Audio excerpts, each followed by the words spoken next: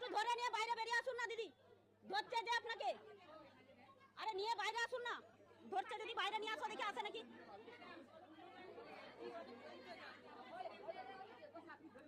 কোলে নিয়ে একটু বেরিয়ে আসুন তো।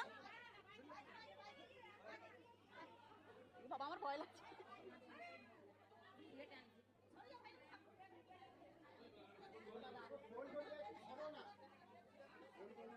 ও মা